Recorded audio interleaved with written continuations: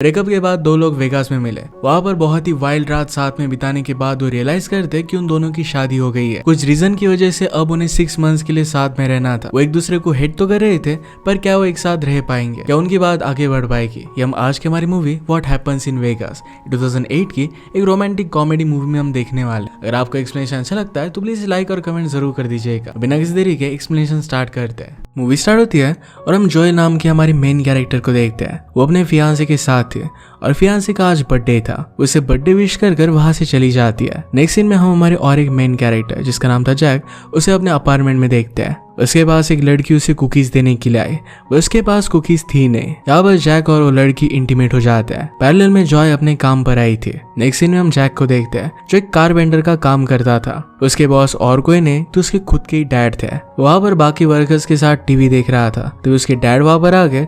उन्हें देखकर वो टीवी बंद कर देता है। डैड बहुत ही ज्यादा गुस्सा हो गया और उसे डायरेक्टली फायर कर देते हैं। जैक ने उनसे सिंसियरली और एक चांस मांगा तो डैड उसे दे देते हैं। उसे बास्केटबॉल खेलने के लिए लेकर गए। अगर वहां पर जैक जीत जाता है तो उसे वो फायर नहीं करेंगे। मैच में उसके डैड उसे जीत गए और इसी वजह से उसे फायर कर दिया जाता है। रात में जॉय अपने फ्रेंड्स के साथ मिलकर अपने फियांसे के लिए सरप्राइज बर्थडे प्लान करती है। फियांसे का आने का टाइम हो गया था तो सब लोग वहां पर छुप जाते हैं। जॉय फियांसे को सरप्राइज करने के लिए बाहर ही रुकती है। फियांसे जब वहां पर पहुंचा तो जॉय ने उसे हैप्पी बर्थडे कहा। उसे कहता है कि मैं तुमसे शादी नहीं कर सकता। ये सारी बात जॉय के फ्रेंड्स ने सुन ली थी। इसके बाद एम्बैरस होकर वो वहां से चली गई। नेक्स्ट सीन में जॉय और उसकी फ्रेंड के बीच में बात होती है। उसे समझाती है और लास वेगास चलने के लिए कहती है। पैरेलल में जैक अपने फ्रेंड हिटर के साथ बैठा हुआ होता है। वो भी उसे कहता है कि हमें लास वेगास जाकर वहां पर चिल करना चाहिए।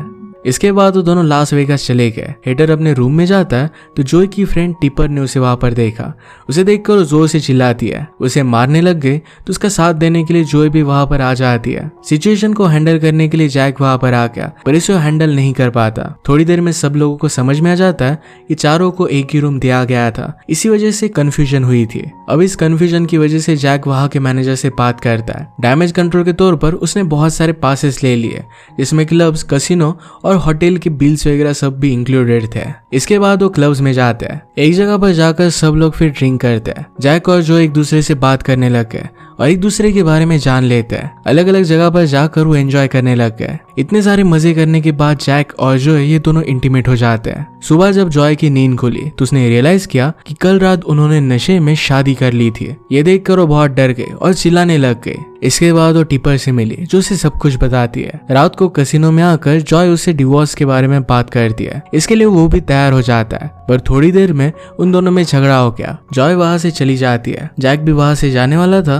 पर वहां के कैसीनो में जैक का जैकपॉट लग जाता है। वो $3 मिलियन जीत गया। ये देखकर हिटर बहुत खुश था। जॉय देखने के बाद वो भी वहां पर आकर सेलिब्रेशन करने लग गए। जैक अपना $3 मिलियन का चेक लेने के लिए गया और वहां पर जॉय भी थी। जॉय उसे कहती कि जो कॉइन उसने मशीन में डाला हुआ था वो उसका था। जैक कहता है कि पर वो कॉइन उसने मशीन में डाला था और लीवर भी उसी ने खींचा था। इस बात को लेकर वो दोनों फिर से झगड़ने लग गए पर जैक इस बार उसे कोई भी भाव नहीं देता। जॉय उसे याद दिलाती है कि वो दोनों अब भी मैरिड है। ये बात सुनने के बाद जैक कुछ भी कर नहीं पाता। नेक्स्ट सीन में वो दोनों न्यूयॉर्क के कोर्ट में जाते हैं। यहाँ पर जैक का लॉयर उसी का फ्रेंड हिटर था। जॉय के पास लॉयर नहीं थी तो खुद को रिप्रेजेंट कर रही थी। जज ने उन दोनों की बातें सुनी और जॉय से उसने उसकी शादी का सबूत मांगा। उसे शादी की फोटो और वीडियो भी दिखा देती है। जज ये सब देखकर उन्हें 6 मंथ्स का टाइम देते हैं। अगर 6 मंथ्स के बाद भी वो डिवोर्स चाहते हैं तो उन्हें डिवोर्स दे दिया जाएगा। 6 मंथ्स में उन्हें अपनी शादी पर काम करने के लिए कहा जाता है। बाहर आकर जैक हिटर से बात करने लग गया। वहां पर जॉय भी आई। वो जॉय से कुछ ऐसी बातें करता है जिससे जॉय हार मानकर उसके साथ रहने से मना कर दे। बात $3 मिलियन की थी। इसी वजह से जॉय किसी भी हालत में उसी के साथ रहना चाहती थी। इसके बाद वो जैक के घर पर आई तो जैक उसका स्वागत करने के लिए खड़ा हुआ होता है। उसे किसेस देने लग गया ताकि वो इरिटेट होकर वहां से चली जाए। पैरेलल में हिटर भी टिपर के साथ फ्लर्ट कर रहा था। जैक जॉय को उठाकर लिविंग रूम में लेकर जाता है और जानबूझकर नीचे गिरा देता है। जॉय ने आसपास सारी जगह देखी पर वो बहुत ज्यादा गंदी थी पर वो जैक से कहती है कि इसे संभाल सकती है। ये कहने के बाद वो बाथरूम में गई जहाँ पर बहुत ही ज्यादा मेज थी। ये उसे थोड़ा सा भी अच्छा नहीं लगता और अब वो क्विट करने वाली थी। और उसकी दोस्त उसे समझाती है कि ये सवाल $1.5 मिलियन का है। उसकी लीगली वाइफ है तो 3 मिलियन में से 50% उसे मिल जाएंगे। पैसों के लिए उसे ये सब झेलना ही पड़ेगा। रात में जैक सोफे पर सो गया। जॉय बेड पर सोने के लिए जाती है पर बेड बहुत ही ज्यादा गंदा था। उसे सैनिटाइज करने की कोशिश कर रही थी। इस पर जैक उसका बहुत मजा लेता है। नेक्स्ट डे बदला लेने के लिए मिक्सर की आवाज से वो जैक को उठा देती है। इसके बाद जैक को टॉयलेट जाना था पर जॉय अंदर थी। वो जानबूझकर बहुत देर कर देती है। इरिटेट होकर जैक अपने किचन के बेसिन में टॉयलेट करने लग जाता है। नेक्स्ट सीन में जॉय अपने घर पर जाती है पर जैक घर पर ही रुककर पूरे दिन वीडियो गेम्स खेलता है। उन दोनों को कोर्ट ने कंपलसरी काउंसलिंग सेशन असाइन किए थे तो दोनों उस सेशन के लिए जाते हैं। काउंसिलर जैक से पूछती कि उसकी हॉबीज क्या है। जैक उससे कहता है कि मेरी सिर्फ एक ही हॉबी है, मेरी वाइफ से प्यार करना और उससे मैं बहुत प्यार करता हूँ। जब जॉय से पूछा गया तो वो भी यही कहती है कि वो भी जैक से बहुत ज्यादा प्यार करती है। काउंसिलर स्मार्ट थी और उनके झूठ को पकड़ लेती है। उन दोनों को वहां से जाना पड़ता है। नेक्स्ट सीन में जॉय पॉपकॉर्न खा रही थी तभी वहां जैक अपने हाथ अपनी पैंट में डाल देता है और उसी हाथ से वो पॉपकॉर्न खाता है। इससे भी वो इरिटेट नहीं होती तो पॉपकॉर्न उसने अपनी पैंट में डाले और वैसे उसे खाने लग गया। जॉय को इरिटेट करने के लिए कुछ भी कर सकता था। नेक्स्ट सीन में जॉय बाथरूम जाने के लिए गई पर वहां पर डोर ही नहीं था। जैक ने डोर ही निकाल लिया था। जॉय ने इसके बारे में उसे पूछा पर वो कहता है कि वो डोर चोरी हो चुका है। अब बात तो 1.5 मिलियन डॉलर्स की थी, इस वजह से वो कुछ कर भी नहीं सकती। नेक्स्ट सीन में जैक उसकी ड्रिंक में कुछ मिला देता है। इससे वो अपने ऑफिस में हाइपर होके और वो बहुत ही ज्यादा कॉन्फिडेंट हो जाती है। ये देख कर उसका बॉस उसे एक काम के लिए चूज करता है। रात में जैक जब अकेला था तो वहां पर उसके रूम में कुछ लड़की आई। वो यहीं पर कुछ आवाज रुकने वाली थी। जैक ने देखकर बाहर आकर हेटर को कॉल लगाया और उसे सब कुछ बता देता है। हेटर ने उसे कहा कि एक ट्रैप है, घर से जल्दी से बाहर निकल जाओ। जैक उसे कहता है कि क्यों ना वो अपने दोस्तों को भी यहाँ पर लेकर आए और हेटर ने ऐसा ही किया। उनके सारे दोस्त यहाँ पर आ गए और एक दोस्त फिर जॉय के साथ ही फ्लर्ट करने लग गया। सारे लोग फिर मिलकर पार्टी करने लग गए। जॉय लड़कियों से कहती है कि उन सबको मिलकर लड़कों को सीड्यूस करना है। जैक अपने सब फ्रेंड से कहता है कि किसी भी लड़की के बहकावे में नहीं आना है। इसके बाद बहुत सारी लड़कियां जैक को घेर लेती है। उनके डोर पर 2 पुलिस ऑफिसर आ गए थे क्योंकि बहुत ही नॉइज हो रही थी और किसी ने कंप्लेन कर दी थी। इसे रोकने के अलावा वो पुलिस भी यहाँ पर पार्टी करने लग गए। ये सारी सिचुएशन बहुत ही आउट ऑफ कंट्रोल हो गई थी। इससे घबरा कर जैक साइड में आकर बैठ जाता है। उसी के पास जॉय भी आकर बैठी और उसे ड्रिंक ऑफर करता है। नेक्स्ट सीन में जैक अपने दोस्तों के साथ बैठा हुआ था और वहां पर उसका फ्रेंड हेटर उसे मारने लगता है और उन दोनों में झगड़ा हो गया। एक्चुअली हेटर ने ऐसा इसलिए किया था ताकि सेशन में जैक काउंसिलर को बता सके कि उसकी वाइफ ने उसे बहुत मारा है। नेक्स्ट सीन में जब वो काउंसिलर के पास गए तो जानबूझकर अपनी चोट उसने काउंसिलर को दिखाई। काउंसिलर ने इसके बारे में उससे पूछा तो कहता है कि बस नीचे गिरने की वजह से मुझे चोट आ गई, पर बाद में वो रोने लग गया। वो कहता है कि मेरी वाइफ मुझे बहुत ज्यादा तकलीफ देती है, उसी ने मुझे ये चोट दी थी। जॉय के पास वीडियो थी जिसमें जैक अपने दोस्तों के साथ लड़ाई कर रहा है। ये देखकर काउंसिलर सारी रियलिटी समझ जाती है। नेक्स्ट सीन में जॉय के पास सेशन के लिए कॉल आता है। उसे कहा जाता है कि आज का सेशन कैंसिल हो चुका है। फोन की दूसरी साइड पर और कोई नहीं तो जैक के फ्रेंड्स ही थे। जॉय को बात सच लग गई और वो नहाने के लिए चली गई। उसने बाहर जैक की आवाज सुनी जो टैक्सी बुला रहा था। ये देखकर वो काउंसिलर को कॉल करती है और उसे पता चला कि आज का सेशन कैंसिल नहीं हुआ है। इसके बाद जल्दी जल्दी वो तैयार होकर नीचे आ गए। जैक ने एक टैक्सी को रोक लिया पर उसमें जॉय बैठ गई और जैक वही रह जाता है। जॉय का पर्स जैक के पास रह गया था जिसमें उसके सारे पैसे थे। जॉय के पास पैसे नहीं, ये बात जब टैक्सी ड्राइवर ने रियलाइज की तो उसे वहीं पर उतार देता है। जॉय ने उसे रिक्वेस्ट की तो टैक्सी वाला मान गया। वो आगे चलकर एक ट्रैफिक जाम में फंस जाते हैं। जैक अपने स्केटबोर्ड पर वहां पर आने लग जाता है। जॉय भी भागते हुए आगे बढ़ती है। उसके पास जो $5 थे उसे उसने टोमेटोज बाय किया। ये उसने जैक पर मार कर फेंके। इस डिस्टर्बेंस की वजह से जैक नीचे गिर जाता है। इसके बाद जॉय एक बस में बैठती है पर उसी के पास जैक भी बैठा हुआ था। ऐसे ही लड़ते लड़ते वो दोनों स्टेशन पर पहुंचते हैं। शाम में जैक जब घर पर आता है तो उसे अपने घर से कुछ जानी पहचानी सी आवाज सुनाई दे रही थी। वो दरवाजा ओपन करता है तो देखता है कि उसकी मॉम और डैड यहाँ पर आए हुए हैं। उनसे पूछता है कि वो यहाँ पर कर क्या रहे। जॉयस पर बताती है कि मैंने उन्हें डिनर के लिए बुलाया हुआ था। जैक के फादर उस पर जरा नाराज थे क्योंकि उसने शादी कर ली और उन्हें बुलाया भी नहीं था। जैक जॉय को अकेले में बाहर लेकर जाता है। यार जॉय उसे ब्लैकमेल करने लग गए। वो कहती कि अगर मैं चाहूँ तो तुम्हारे पेरेंट्स के सामने तुम्हारी पूरी पोल खोल कर सकती हो। अब जैक को उसकी सारी शर्तें माननी पड़ेगी। उसे कहती कि सबसे पहले तो तुम्हें बाथरूम का डोर फिक्स करना है। वो जो भी कह रही थी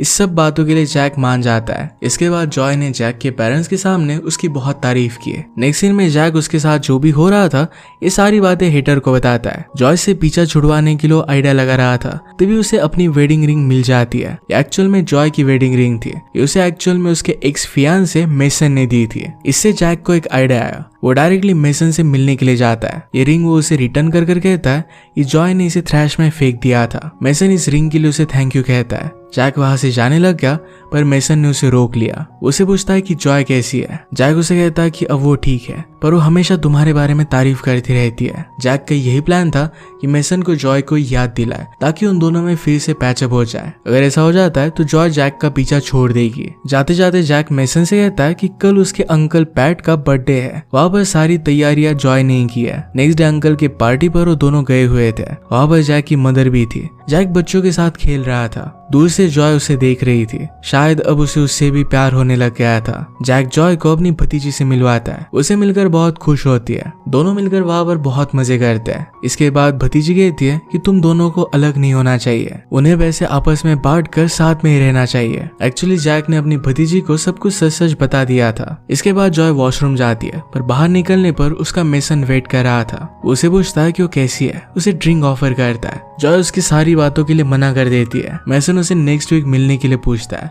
पर इस बात पर भी उसे मना कर देती है। इसके बाद वो वहां से चला गया। हेटर ने नोटिस किया था कि शायद जैक को भी जॉय से प्यार हो रहा है। उसे कहता है कि ऐसी मिस्टेक मत करना, वरना उसे कोई भी पैसे नहीं मिलेंगे। उसे भड़काने की कोशिश कर रहा था, पर जैक उसे कुछ भी नहीं कहता। नेक्स्ट दिन में जॉय अपने ऑफिस में थी। उसका बॉस उसे पूछता है कि कल वो क्यों नहीं आई, तो कहती है मेरे हस्बैंड की यहाँ पर एक बर्थडे पार्टी थी, वहीं पर वो गई हुई थी। बॉस ने कहा कि तुम मैरिड हो और इसके बारे में तो मुझे पता ही नहीं था। उसे उसके हस्बैंड से मिलवाने के लिए कहता है। बाकी एम्प्लॉयज के हस्बैंड भी बॉस की रिट्रीट के लिए आने वाले थे। घर आकर ये सब बात जॉय जैक को बताती है। अब जॉय का प्रमोशन जैक पर डिपेंडेंट था। जैक ने उसके बॉस से मिलने के लिए मना कर दिया। जो भी हुआ था ये सब बात जैक ने हिटर को बताई। हिटर कहता है कि उसके बॉस से मिलने के लिए तुम्हें हाँ कह देना चाहिए था। जॉय के लिए उसका जॉब बहुत ही ज्यादा इंपॉर्टेंट है और इसके लिए वो किसी भी पेपर पर साइन कर देगी। उसे साइन करवाएगा और फिर उसे पूरे $3 मिलियन मिल जाएंगे। जैक इस प्लान के लिए हाँ कर देता है। नेक्स्ट डे जॉय अपनी ऑफिस की पार्टी में अकेली ही गई। उसका हस्बैंड उसके साथ नहीं था, तो इसके बारे में उसका बॉस उसे पूछता है। पीछे से जैक का आवाज आया। जॉय उसे देखकर बहुत ही सरप्राइज थी।